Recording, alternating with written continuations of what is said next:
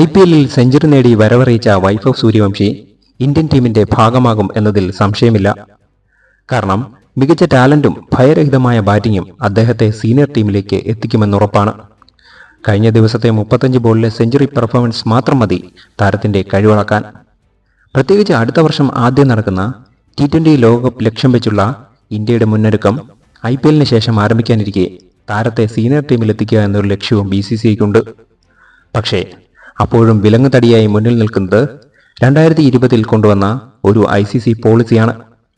വൈഭവിന് ഇപ്പോൾ 14 വയസ്സ് മാത്രമാണ് പ്രായമുള്ളത്.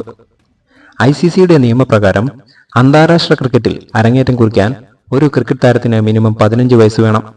യുവതാരങ്ങളെ സംരക്ഷിക്കാൻ 2020-ൽ ICC കൊണ്ടുവന്ന ഈ നിയമമനുസരിച്ചാണെങ്കിൽ 2026 മാർച്ച് 27-ന് ശേഷമേ വൈഭവിന് അന്താരാഷ്ട്ര ക്രിക്കറ്റിൽ അരങ്ങേറ്റം നടത്താൻ സാധിക്കൂ.